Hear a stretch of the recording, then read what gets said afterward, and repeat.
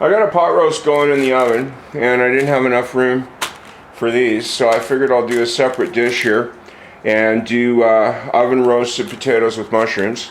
Pretty simple.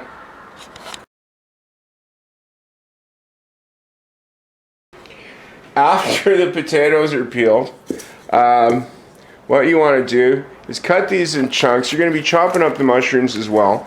These are generally quartered. I pull the stems out, trim the ends, so make the potato size about the same.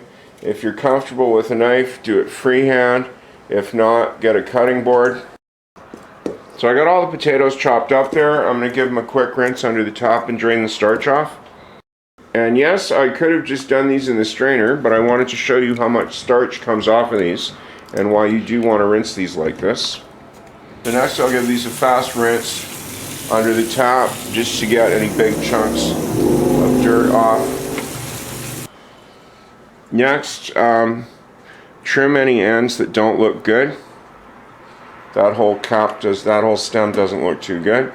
And then just cut them in half or quarters if they're extra large. This one looks decent. This doesn't even need to get trimmed. So just break the stem off, throw that in the bowl, and then cut that up.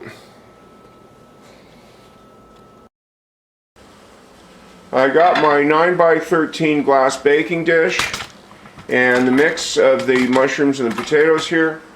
I'm going to pour a little bit of oil in the bottom of the pan and spread that around with a strainer. You don't want this stuff to stick. It will stick a little bit, but you don't want it to do it too much. Then pour some more oil. This is not an exact science, this recipe. Basically, you just pour some over the top and then get your strainer or whatever instrument you're using. I do mix it in the bowl because if you try to mix it in the pan, you're going to lose way too many pieces. It makes a huge mess. So, I've got it mixed up. I'll give you a bit of a zoom. It still looks dry. I mean, some of it looks covered, but there's still quite a few dry pieces. So just pour some more oil on.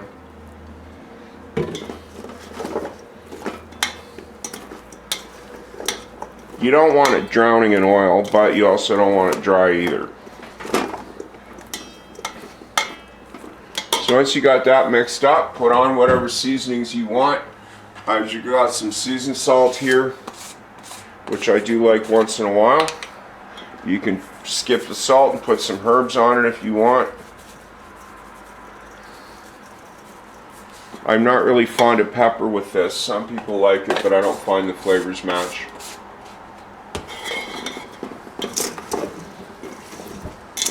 Give it another quick mix again.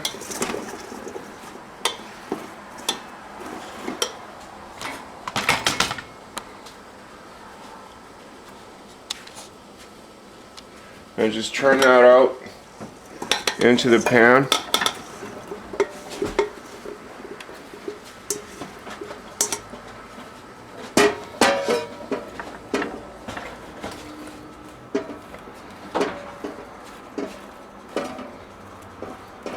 Spread that out and then cover it with a big piece of tin foil.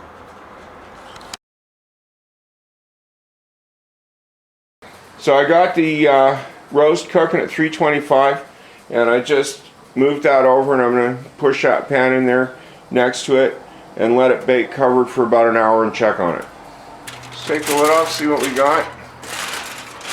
Oh, that looks nice. As you can see, there is more than enough liquid here. That's all come out of the mushrooms. At this point, you don't need to add any more oil. And if you'll take a look, the water from the mushrooms is dual purpose because it's actually cooked the potatoes while it's been in the oven. So at this point, you want to just give it a good stir to make sure that you get all those nice juices mixed up together. And then put it back in the oven without the lid on to allow the juices to evaporate and the potatoes and mushrooms to start roasting. You will have to check on it about every 20 minutes or half an hour. Just don't forget about it. It's been nearly half an hour, so I just pulled that out. As you can see, it's kind of bubbling in the corners. There's still lots of juice in there, so I definitely do want to take advantage to stir it up now. Yep. You can hear that sizzle, and if you notice, most of the water is gone, and what is left is going to make sort of a nice sauce for it. I'm definitely going to want to roast this for at least a half an hour, probably an hour.